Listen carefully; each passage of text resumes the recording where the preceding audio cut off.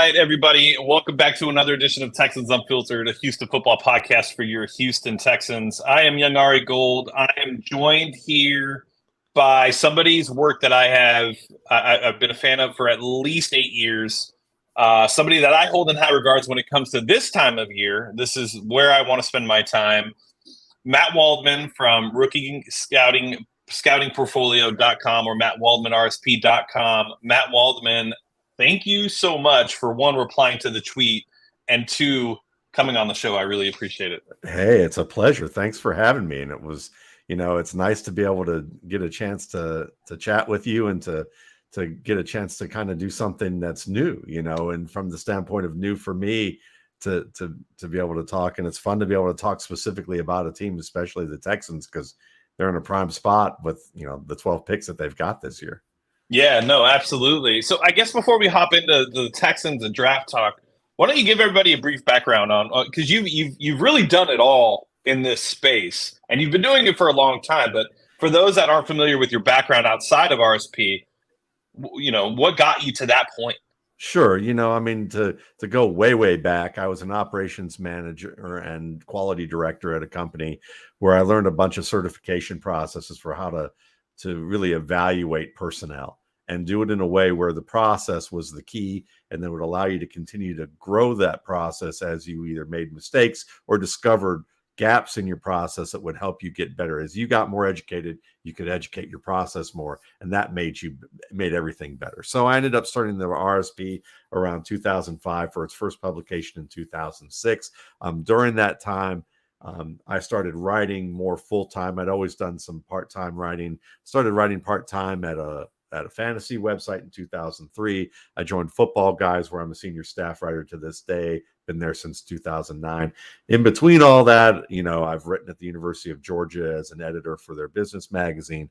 I'm wrote for the New York Times, Fifth Down, talking about rookies and different players, as well as at footballoutsiders.com. They have a column called Futures, I think they still have. I started that column back way back when they asked me to write about their Lewin quarterback rankings, and they had an asterisk next to Russell Wilson. And I thought, why do you have an asterisk next to Russell Wilson? They said, because he's too short. I said, well, that's the guy I like, so we're gonna write about him because we're gonna profile the asterisk, basically. So the RSP today is devoted to quarterback, running back, wide receiver, and tight end. Is one of the two most purchased independent scouting guides by NFL personnel like scouts and people who are in personnel management. And that's according to folks like SMU's director of recruiting, Alex Brown, who meets with these guys on a weekly basis and asks them, what do you read outside of like your own team scouting reports? Who do you look at? What do you do? So, it's really a privilege to be at that point doing this. And so, you can find my work on YouTube at Matt Waldman's RSP Film Room, where I've had over 600 videos, either scouting stuff alone and just showing you ideas about my process, or at my site, MattWaldmanRSP.com, where I also show the videos there. And I also have a podcast, Matt Waldman's RSP Film Room, where I do scout talk with Russ Landy, who's a former NFL scout and works as a head of personnel with the Edmonton Elks, and before that, I believe the Montreal Alouettes, and then with a variety of other cast of characters who are really fun folks, whether they're analytics oriented guys like Dwayne McFarland in the past over at Fantasy Life now, and before that, Pro Football Focus, or guys like Adam Harstead, who does fantastic work at Football Guys, and the Campus to Canton crew, who study guys who are in college right now and do Devy leagues if you're into that kind of stuff. So RSP is kind of like a football approved document that takes you through my scouting process. It's about 1,100 pages in length, fully bookmarked PDF. You get a post draft with it that's really fantasy oriented, but I combine the both so that like you clearly know it's football deep, rich, and it's about football primarily. But because I'm a staff writer at one of the oldest and largest fantasy football sites and one of the best that are around, I'm going to give you the fantasy angle too. I'm just trying to keep it in a way that you can see where I separate the two.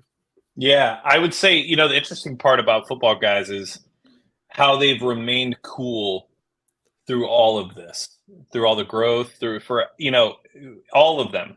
No matter who it is, no matter who you interact with, whether it be on Twitter or anywhere else, they're just cool guys. They're still cool guys. They've been cool guys since they started, and that feel of the company hasn't left. Yeah, that's a big credit to the owner, Joe Bryant, and then before him, his co-owner David Dodds, who has since retired. But Joe has a great culture. He's done a good job of hiring people. He and David, and we've got a lot of old timers there who it's like once you get, I just put it this way, is that if you can make it past 40 and not have your head up your backside, generally you can look around and go, okay, it's, you can have some perspective on things and have a good time with it and realize that you may take your job seriously, but you don't have to take yourself so seriously. And I think we have a lot of folks like that. And hopefully with the younger guys that are coming aboard, I think Joe's doing a good job of picking guys like that too. Hopefully that, that we can continue to have that type of a culture. And certainly Joe deserves a lot of credit for that. And guys like, Cecil Bloom and Cecil Lammy and Sigmund Bloom, those are great guys. Jason Wood, good relaxed vibe about it, but serious about their hobby, Yeah, no, it's a cool thing to be able to say as a company. All right, well, let's hop in. Let's lose 75% of the viewers on Twitter, Facebook, and YouTube, and let's talk about Davis Mills. I'm not a Mills truther, or I think what they call on Twitter a Millicite.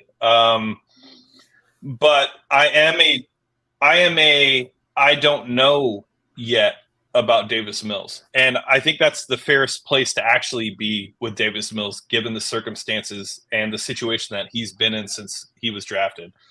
2021, end of the season, looked to be a competent quarterback, looked to be able to make decisive decisions. Mechanics and everything looked to be, I don't want to say fixed because they're never fixed. There's something you're always working on.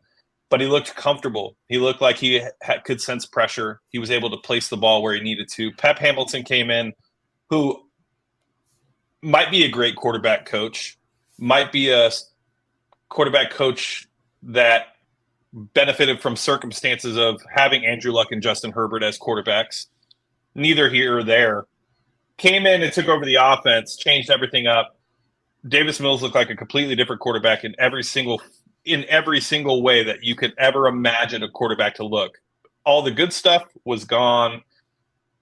Where are you on Davis Mills? Because I'm in the camp of, if you're not going to take Anthony Richardson, I want to see one more year of Davis Mills. There's no reason for me not to. I'm not in love with the rest of the guys.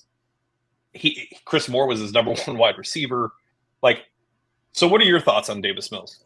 I love your perspective on that, because it's rooted in this background information. With quarterbacks, I'm a believer that it takes a good 18 to 32 games to really understand what you have in a quarterback. And that's if they're in the same offense. Right. And Davis Mills wasn't in the same offense, because the way it works is that quarterbacks and all skill position players, really most skill position players, really anything other than defensive ends, are basically coached up for scheme and game plan, and everything else that they have to work on and learn mechanically, conceptually about the game, all the advanced little tricks of the trade and techniques, they have to continue to work on and refine, and they usually do it in the off season.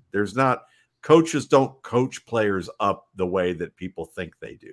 And so what happens is that these players come in, and the first 6 to 8 games, it's really about what do they look like on their college tape, and does it look like they look the same way immediately as a pro? And then as defenses start to scout these players, they begin to realize, or scouts begin to look at them in the pro game.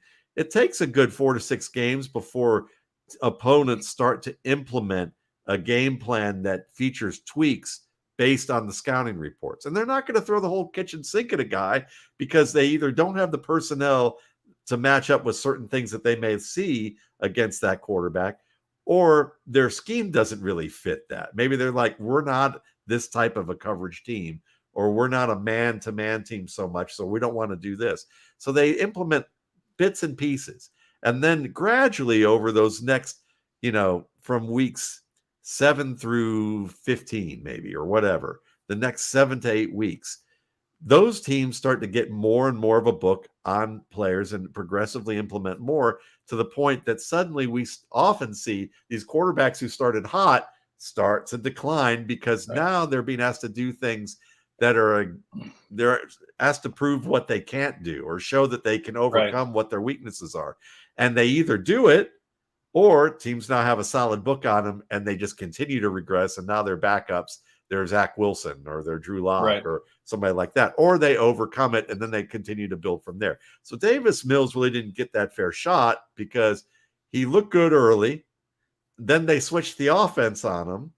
Or really last year it was he looked okay. They took some time away from him in 2021. They put him on the bench a little while. Yep. Then he came back and he still showed that placement. He still showed some skill in the pocket in terms of being able to move efficiently. There was some really good decision-making and manipulation going on that was quite promising with this game. And then you changed all those things up and made him have to rethink and reestablish what he was doing against defenses that now knew what he couldn't do. And the more you force a player to have to think, and rather than just process because it's already ingrained, the worse they're going to look. And that's what happened with them. So I'm totally in agreement with you that if they don't take a top quarterback early, and I'm an Anthony Richardson fan as well, and we'll talk about it, I know, then yes, I would say give Mills another shot, because really back in the day, it still applies now. It's just that owners are more impatient. I mean, remember, they were hanging Terry Bradshaw's image or likeness and effigy in Three Rivers Stadium. John Elway took a number of years to really come around. There are a lot of players that took more than a couple years to really do it. And Davis Mills has the skills to potentially become a good starter in the league. It's just a matter of whether he's going to get the real opportunity.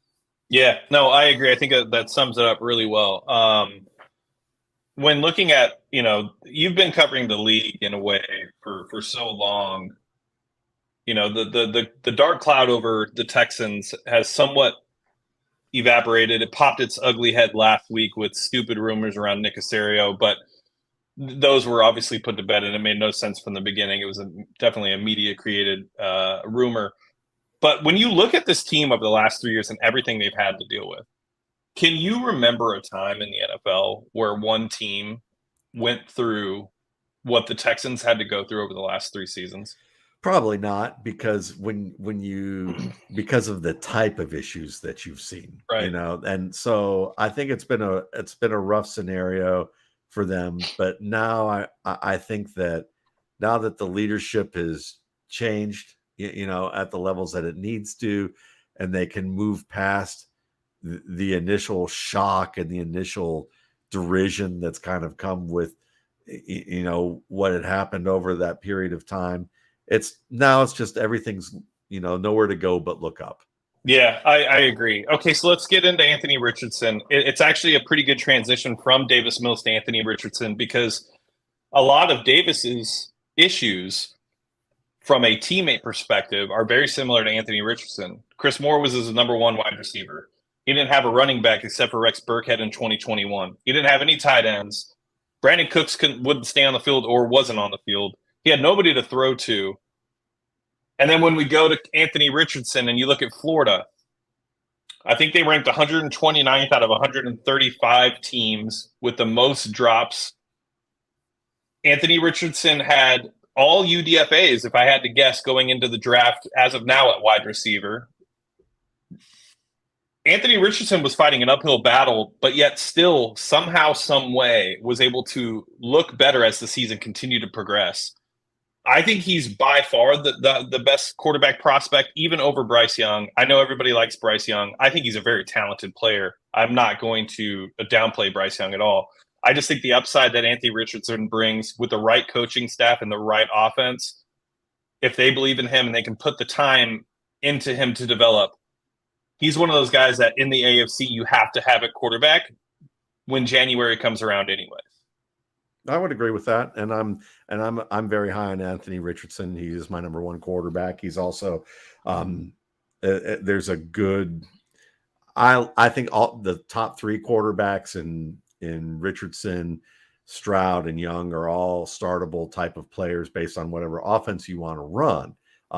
Bryce Young and maybe an offense that's influenced by Gary Kubiak's system may not be the best, honestly. So people are clamoring for that, but you've got a guy who's played a lot of, spread offenses with a lot of pistol and shotgun, not a lot of drops, and he doesn't have the size for those drops, that where you're going to look at that and say that's going to be super comfortable for him. I mean, Drew Brees could do it to an extent, but they played him a lot out of shotgun as well. So do you necessarily want to have Bryce Young with that learning curve? He could do it, but really with Anthony Richardson, that's a learning curve I would take on. Stroud's the safest from that standpoint, but in terms of upside, people are going to tell you, and they've been if you're listening to the show, I'm sure you're hearing from every corner that he's raw. Okay, and it is the wrong word, because really what it is he's inexperienced with playing football at a certain level, but what he's shown playing football, he shows the talent that's hard to teach. And I'm not talking about, we're not even going to talk about him as a runner. Okay. Take that away. I never talk about him as a runner, but that's what everyone talks about. Yep. First of all, when we start talking about his ability in terms of accuracy, when I scout players, I don't look at completion percentage. Baker Mayfield had an ungodly completion percentage, and for the pro caliber game was not accurate. He was not accurate, and it didn't project well, and he's not as accurate as he should be in key moments against man-to-man coverage when he's playing in the pro game. I'm a Cleveland Browns fan. I should know. I watched him every week. You see what's going on. I watched him at Oklahoma. His processor was slow at the point of seeing the advantageous leverage, knowing when he should let the ball go, and waiting 1 to 3 beats too long to let that ball go. That's the difference between Baker Mayfield and Drew Lock or Alex Smith, who Gil Brandt, the former president, everybody who's in Houston knows who Gil Brandt is. When he would come on and say, Alex Smith is the best quarterback I've seen throw in a pro day since Troy Aikman, but Alex Smith had the processor of an economist. Okay. I mean, it's like the recession already happened, but 6 months later, they're going to tell us that we're in a recession. I mean, that's like, you can't have that on a football field. That's brains, that's smarts, but processing intelligence is different than book smarts. That's why the Wonderlick's gone and S2 is now a thing. We'll see whether S2 accurately looks at processing the way that it needs to, but at least it's a step in a better direction. Anthony Richardson, when you chart his games and you chart things, and I chart 6 different combinations of things like scripted, unscripted, blitz, no blitz, zone, man. Then I'm looking at all the different quadrants of the field, and I've split that up, and I'm looking at catchable accuracy, which is you should expect the receiver to catch it, but it's not exactly where it needs to be, and point accuracy, which is the thing that when Mike Holmgren used to tell one time, said, great throw, Joe, when Joe Montana threw a ball to Jerry Rice on a post, and Bill Walsh pulled him to the side and said, no, that was not a great throw.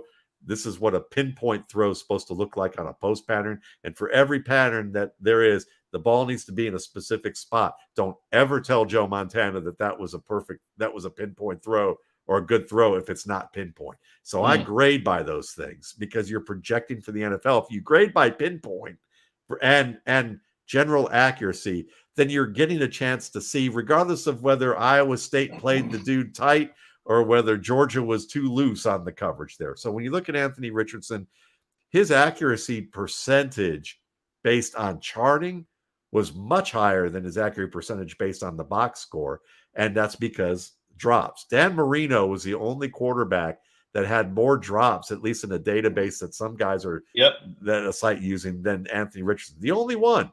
So Richardson had a much higher accuracy percentage. And when you look at all these other quarterbacks, you're going to see it. You're going to watch on ESPN or every 3-4 network. They're going to tell you about quarterback X, Y, and Z who look at him read the safety there on that one play. Look at him Right. move in the pocket on that one play. Look at him layer this throw on that one play. What you're not going to see, but you're going to see with Anthony Richardson, if they show the right tape, is you're going to see him do all three of those things in one play. You're going to see him do it in difficult scenarios. You're going to see placement. You're going to see Justin Herbert type throws under pressure on the move. You're going to see him manipulate not just safeties, because everybody in Texas knows that a good Texas quarterback in high school can do that. It's the guys who can manipulate the corner and the linebacker in the flat while he's having to escape the pocket or climb the pocket, and do it in a way where instead of he's Kyler Murray and has to run 8 seconds to reset his feet and forces receivers to reroute 3 times, he can do it efficiently. So all those things are tough to teach because it's integrated skills along with a top processor. And then we can get to the 10 RAS score, the relative athletic score, and all the things that he can do with that. But the thing is I put it this way. Most of you listening to this know how to drive.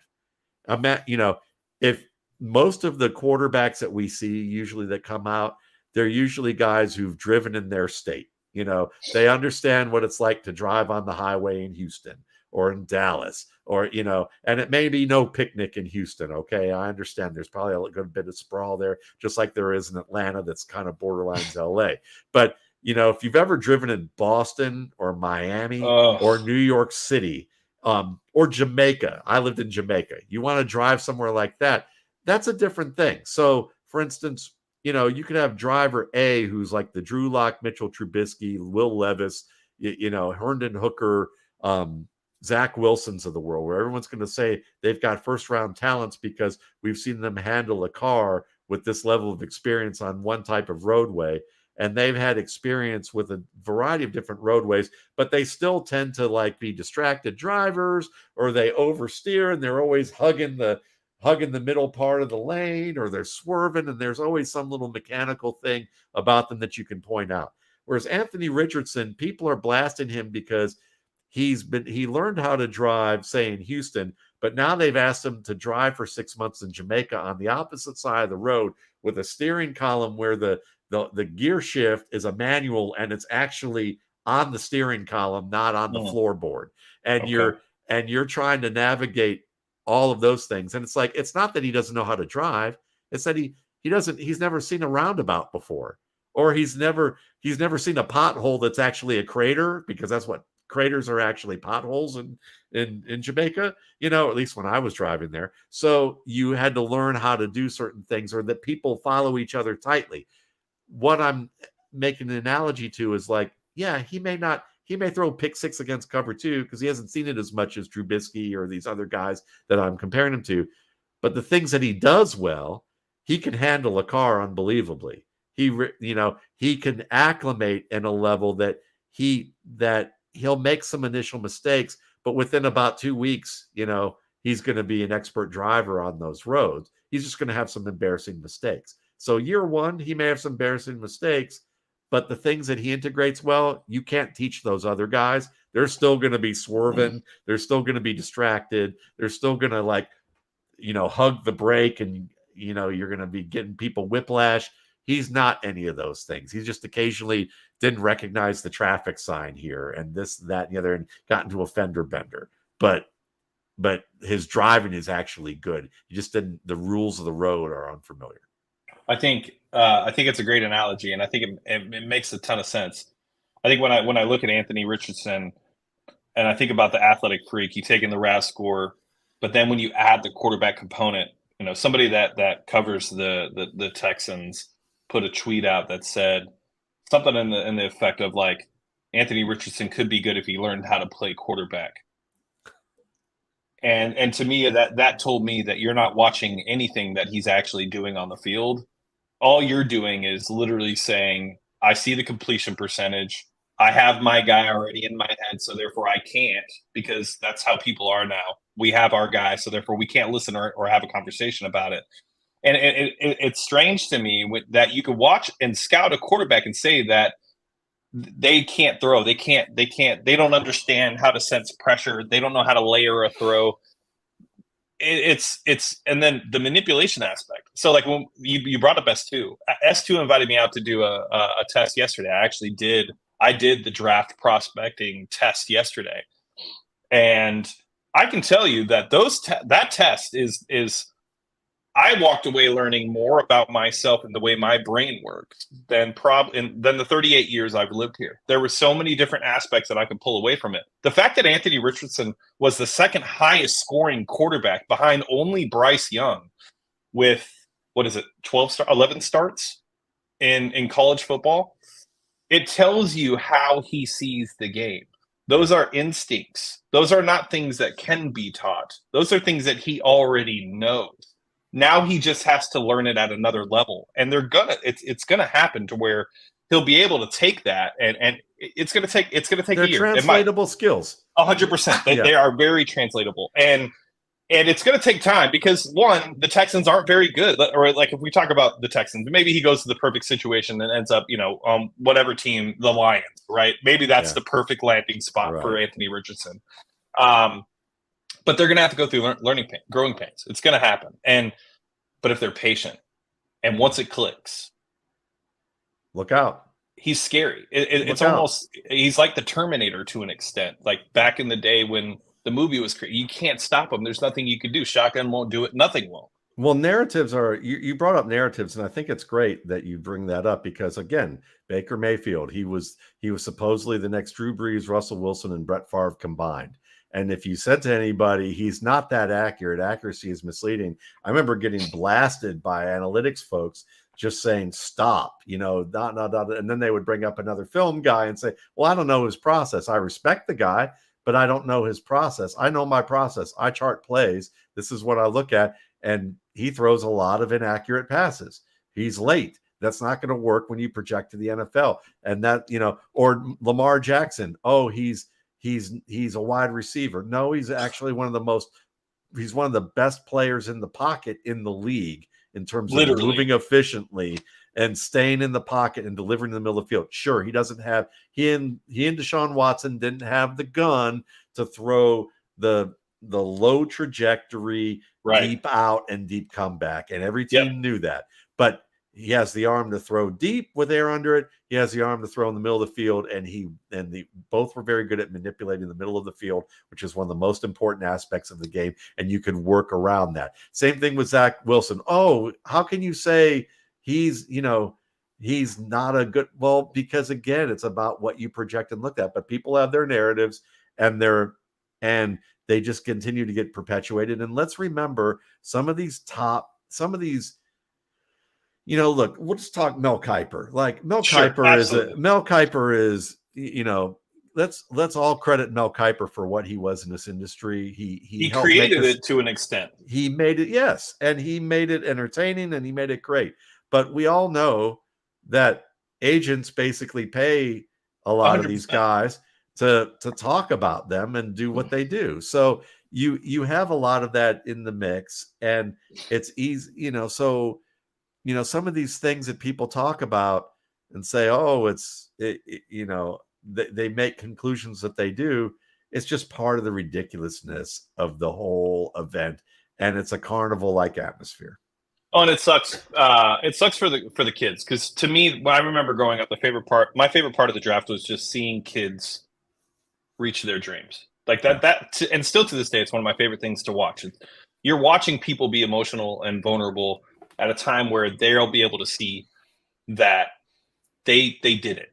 And for a lot of these players, it means even more than what they're showing. And so, like when you look at Mel Kiper, it's just like anything else. Name something that wasn't popular that became popular. What happened? It became washed. Everybody got a hold of it. It became, rap music is the number one. Yeah, hip hop is the number one genre in the world right now. Like it wasn't. And when I was growing up in the 90s, it was shit on by everybody. But now it's the number one genre in the world because everybody likes it. Everybody likes the rhythmic aspect. They like the beats. It's the same thing with scouting. And if you watch Mel Kiper, you're right. Like props to him because he really is a pioneer if you actually go back in history.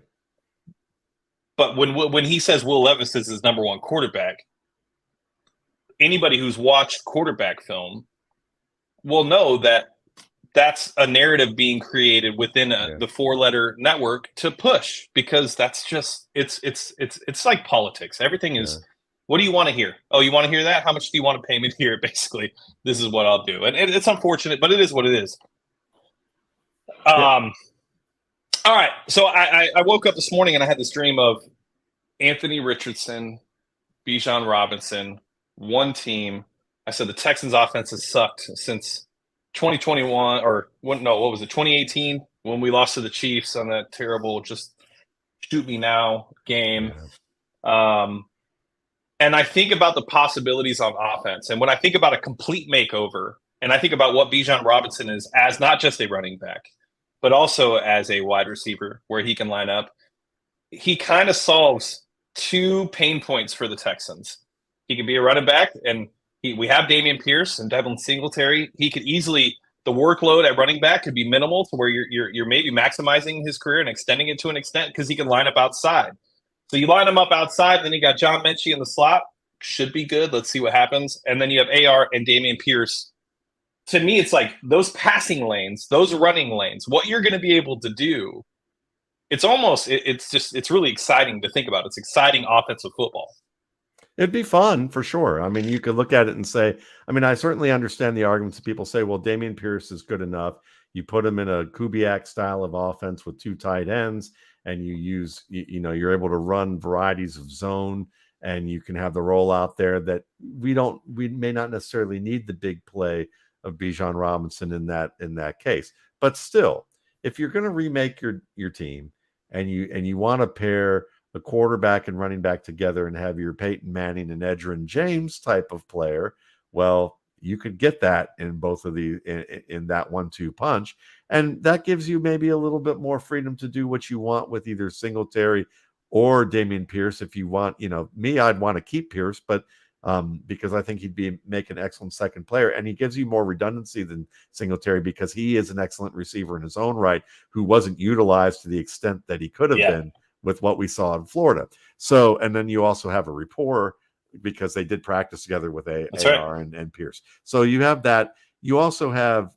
with that in mind, you have a veteran receiver in Robert Woods who certainly may be past his prime. We're going to find out pretty soon, with a little bit more confirmation. But he's someone that can run that offense. He can be he can be a veteran on the field who can be kind of helpful to the coaches for the younger players, really understands how to block, how to be used as a runner, how to work after the catch, should be able to get open still on play action, be a year past the ACL tear that he had. So there's some hope there. If anything, at worst, he's tutoring Nico Collins and John Mechie, and the rest of the crew there, as they get also another receiver probably or another tight end into that mix. So it's not a bad 1-2 punch to consider. And I understand why. I mean, again, you're giving Anthony Richardson easier reads. And really, it's not that he needs easier reads, but if you want him to play earlier, if you're going to have him roll out and cut off half the field off of play action because teams have to respect what Bijan Robinson does, that helps any quarterback that they have. So, I love the idea. I could see arguments in the other direction to say 100%. We can get a good second back who may beat out Dameon Pierce, at some point, maybe a Zach Evans in the 4th round, sure. Who I'm a big fan of, or somebody like that. Or maybe you find a banger as a UDFA, like a Christopher Brooks, who's kind of a Gus Edwards, Mike Anderson type of player, or James Conner type of player who can catch, who's a good pass catcher, but also gives you kind of the redundancy of Pierce that he can move a pile on his own. Without the help of blockers. There's a lot of good backs in this class. So maybe you do want to go get another receiver who can benefit from learning fast with the help of Woods there, or get that top tight end. Whether I'm a big Schoonmaker fan because he can block, but he also maybe a little bit more. But, if you want a second guy who's a little less blocker, a little bit more receiver, there's plenty of them in this class. And that they'll be good enough, or you can, so there's a lot of mixing and matching on what you want to do with these 12 picks. The Texans are really in a great spot in what I think is a very good draft for skill positions. It just may not be great at receiver because there's not a lot of primary guys, but you're going to have a lot of like Mike Williams, Derek Masons, some slot guys, folks like that, Robert Woods types, Jarvis Landry types, guys that could play a long time in the league, but you're not getting the Jamar Chases, Julio Jones, AJ Green type of players that people are hoping they get when they look at receivers at the top of the board. Yeah, I think, and then add in Dalton Schultz as well to that offense. Now, and every single one of those skill players are willing blockers. They're not just blockers. No, Robert Woods is a willing blocker, yes. Which is it is very important in a scheme to be a willing blocker, not just okay or good at blocking. And I think back to Gary Kubiak's time here with Kevin Walters. Kevin Walters was a good blocker, but also a willing blocker, and because of that, those outside zones, the tosses, stretches, things of that nature worked really well with Arian Foster because they had willing blockers on the edge. Okay, so talk to me about the wide receiver class, because Zay Flowers would probably be, if I had to choose a wide receiver when I think of just this specific offense, the Shanny offense, the Kubiak offense, space is important, playmakers and speed and elusiveness. I think Zay Flowers is really like that, the wide receiver that fits this offense the best. I also am a huge, you brought up Mike Williams. I'm a huge Jonathan Mingo fan. I think Mingo is a guy that I would love to see. I don't think he lasts past the fourth round, no matter what these mock drafts are saying. I think he's a third round guy. There's not a lot of guys with size in this draft class. Talk to me about this wide receiver class. Sure, and I think Zay Flowers is the number one talking point for a team like the Texans. He's my number 2 receiver on my board, but my board is inclusive of slot flanker, split end. So if I were looking specifically toward a team like the Texans, Zay Flowers would be number 1 on that list. You're looking at a player who can play probably all 3 positions if you needed him to. His pass catching can get a little cleaner, but everybody has some things to clean up as a pass catcher. But there are things that I think are solvable. They're not things that are really going to be an issue. He's a very good after the catch player, like you said, in space. So he's a fun one. Cedric Tillman, if you're looking for a bigger guy, certainly he's in a Mike Williams type of mold too. Maybe not as good of a blocker as Mingo, that's for sure. But someone who, whether it's good or bad technique at the catch point, he can catch the ball. And I think there's room for him to really improve as a route runner and get a lot better at that. I'm a Xavier Hutchinson fan out of Iowa State.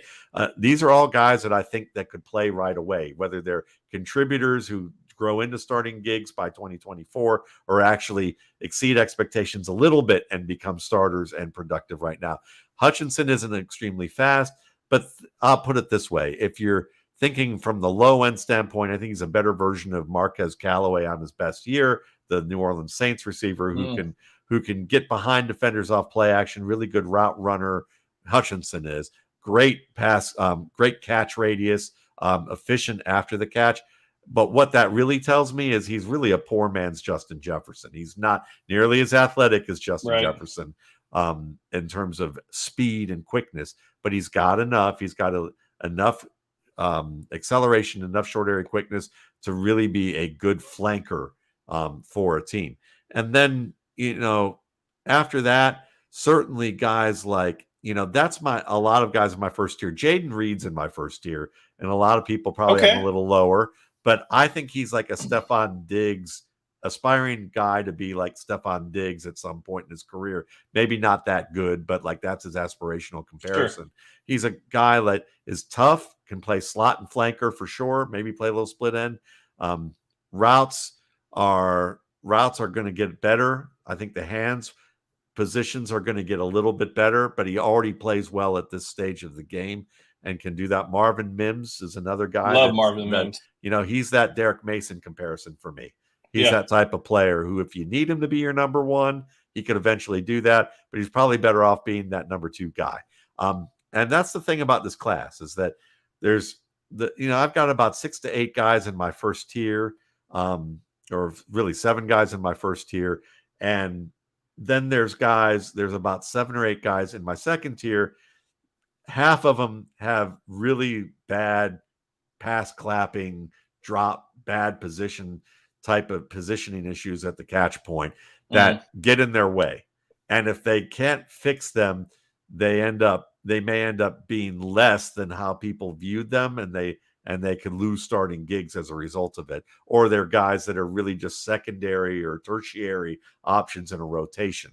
But if they do improve, Quentin Johnston, I'm talking about you, he could be the top receiver in this class. And you could see him in an offense like this Kubiak offense where there's quick overs and quick crossers, and he could do a really good job on that.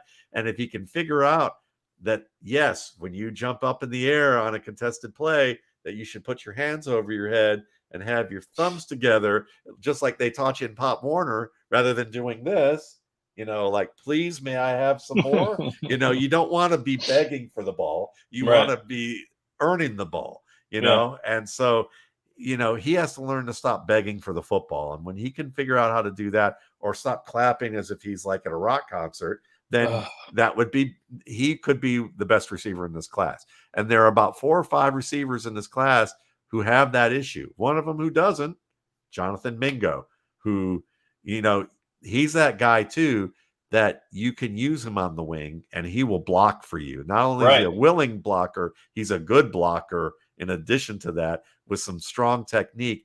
And he just wasn't paired with a great quarterback this year. He can get deep on you. He's got a wide catch radius. He can run after the catch. He gives you a little bit of that A.J. Brown component, or maybe even an Anquan Bolden type of component. Wow. If you're thinking about, you can use him inside and he can be physical. I don't think he's quite on that level, but I think he can be a better version of Mohamed Sanu, who is certainly on that spectrum. That's a good tier between Bolden and Sanu. Mingo could be in the middle, because Bolden was, I don't know what it is about Bolden, but he's just so physical. So there was something about his. I don't know. I don't know if there's another wide receiver I've seen. AJ Brown's probably the closest to him. Yeah. So when you look at that, then there's a bunch of guys who we could be talking about, like A.T. Perry's a nice route runner when the light switches, the duct tape's on the light switch in the on position, and he's like, giving the effort every down. And then there's some other guys that are interesting. Grant Dubose, I think, later in the draft. CJ Johnson later in the draft could be really interesting guys. Andre Giosivas, I don't remember how to pronounce his name. It's kind of a DJ Chark type of player who could develop a little bit more along those lines. So, I mean, a lot of guys in this class who I think are good enough to contribute, but how good can they be to start? Another one that I love, but probably not I won't even talk about. I was going to say Michael Wilson out of Stanford, but he's more of a slot flanker. Yeah, catching's the big issue with him. He's a spitting image of Michael Thomas in every way, but catching the football. And if he figures that out, he might be the best route runner in this class, and that's saying something, because there's some pretty good route runners in this group. Yeah, can you talk a little bit about John Mechie and what you saw when you scouted him last year? I liked him as a slot receiver. I could see certainly why you could get him outside off play action and get him to win deep. He did have some catch point issues that I wanted to see him clean up. There were some drops that you could look at and say, all right, less clapping, get the right hand position in that chest area that I wanted to see a little bit better. But he's tough. Certainly could work open in zones, skilled after the catch. There's a lot to like about where his upside could be, where you could see him as either a flanker slot type of player, depending on how they want to use him. Yeah, agreed. Okay. All right, so we talked about tight ends. Talked about you didn't say who your number one wide receiver is for those that.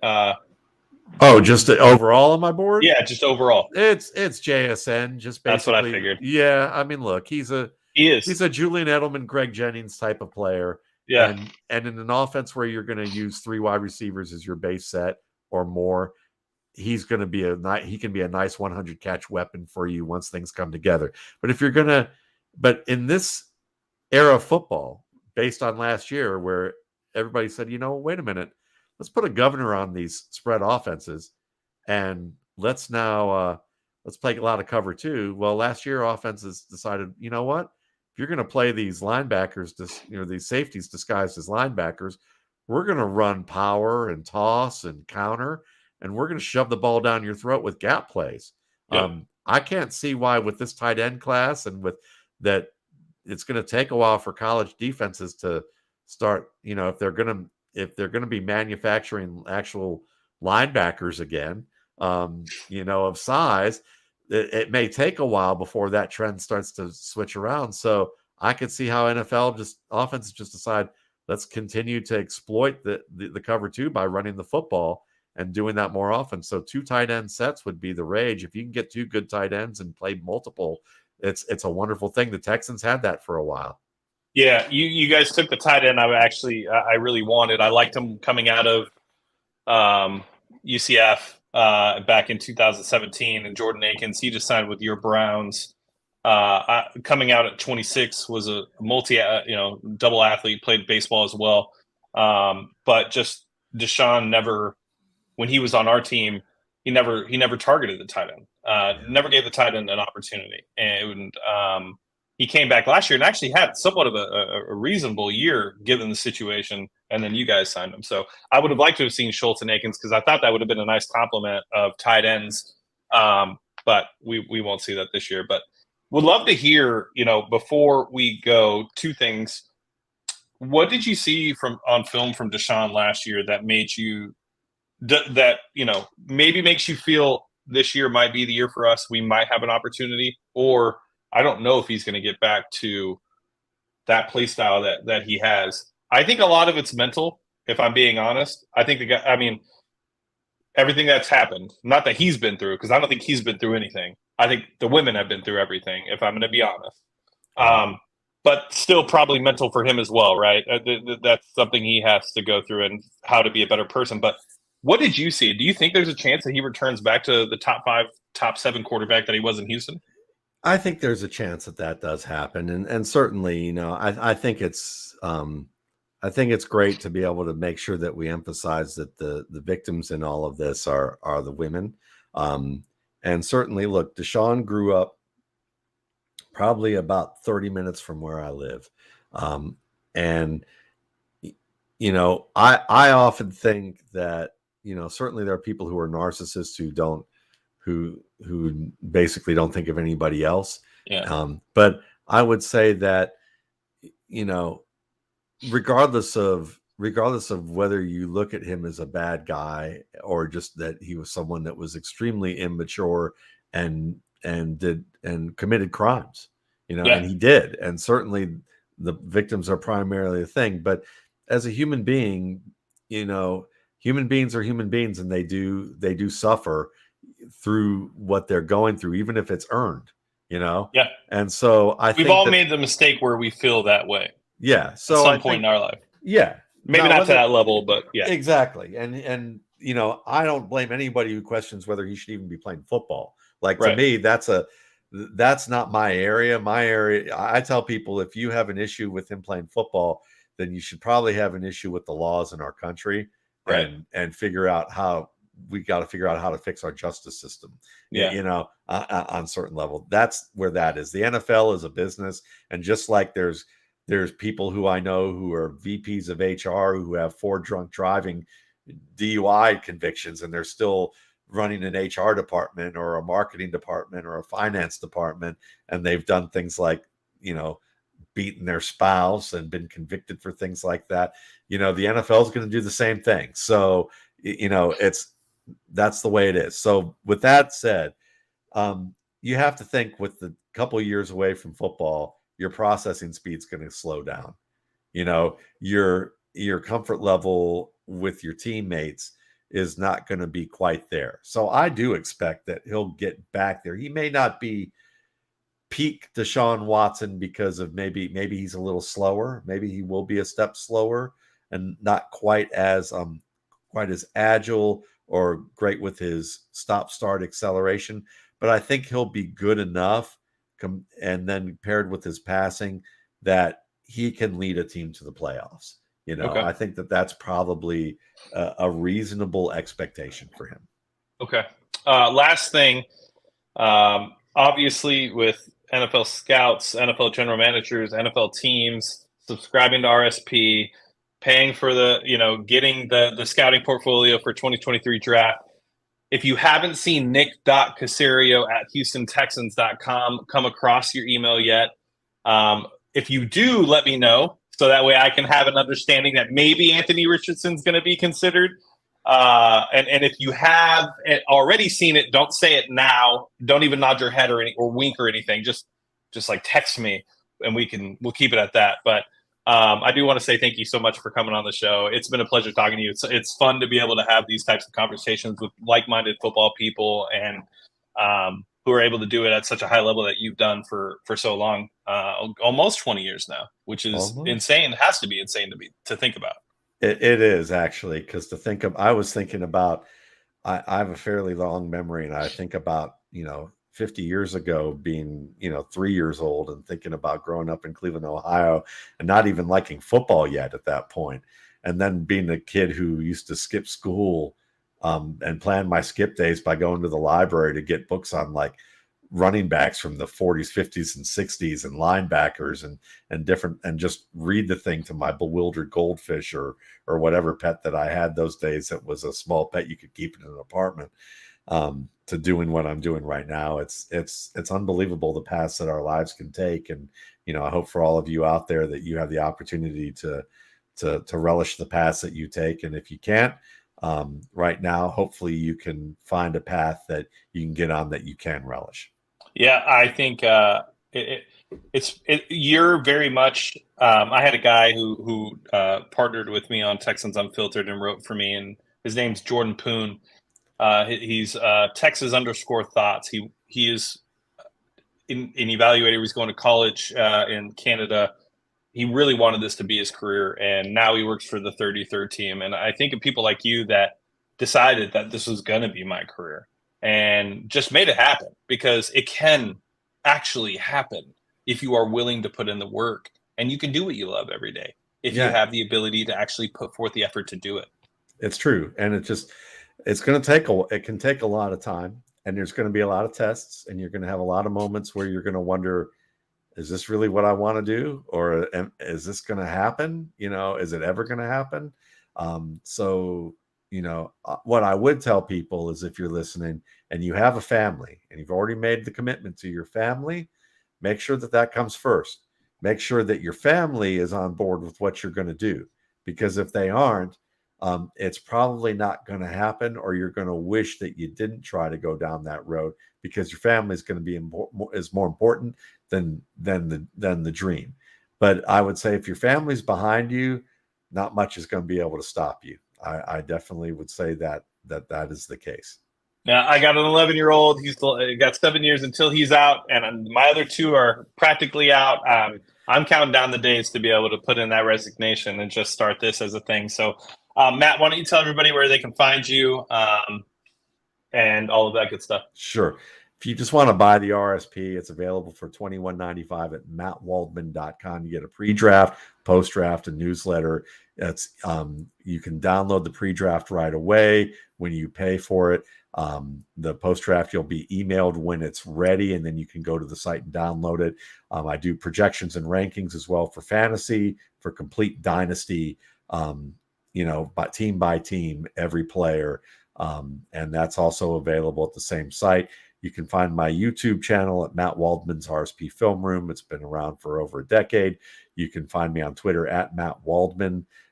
And listen, when you do purchase the RSP, a certain amount goes to an organization devoted to preventing childhood sexual abuse. And it's an organization called Darkness to Light, D2L.org. We've donated over $55,000 to the organization since 2012. They've worked with organizations like Penn State, Michigan State, government organizations, individuals. You can get individual training on how to not only prevent sexual abuse of children, but also when it unfortunately happens and it's reported by children, to know what to do so you don't compound the trauma with the kids. Because sometimes it's what happens after the abuse that is the most traumatic, because people don't want to talk about it. They don't want to help. They don't want to believe it. They end up covering up for the victim and then abandoning the child. And that often makes it that much worse. And when you start looking at all the violent crimes in our country and that we see, one thing that you can trace back, especially serial killers, especially, murders and different types of things, you can trace back, especially with male serial killers, that usually they were sexually abused by someone.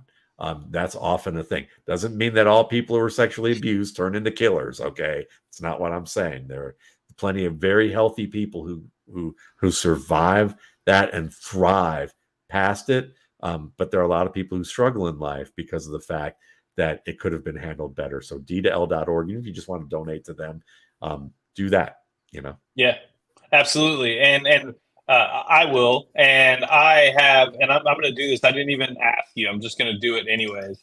I have this because you already tweeted it out. I have this. Can you see my screen? Yep, everybody should be able to. You see it? I don't, Matt, at this point. You don't see it. Add to stream. There we go. There we go. It's coming up. There we go. Anthony, this is just a preview, and I'm just going to go over Anthony Richardson, but just to show you the amount of detail per prospect that you can expect when going through the RSP. He wasn't lying when he says that he charts every throw. Well, he goes through every aspect of it, and I chart certain parts of games. I chart every throw of games that I watch, and I do watch most of the games, but I chart at least a 4 to 6 game sample. That's for sure. And elevator pitch, what else you need to see. It's a full-on player profile that Matt creates for each one of the players. On platform accuracy, opposite hashtag, which to me, I'm going to be honest with you, and we didn't talk about this. This is the one thing that scares me about Bryce Young a little bit, if I'm going to be honest. This is the biggest area that worries me, and people thought I was crazy to think that this should not scare me. But his arm strength is not there, and it's going to be very hard for him to be able to add to that. Decision making, all of that. So if you guys are really interested in actually knowing these players and want to have an idea of what they look like on draft night, this is the place to go. Matt, I really appreciate your time again. Thank you so much. I would love to do this again. You just let me know. I'll definitely hit you up, and I hope you have a great night. You too.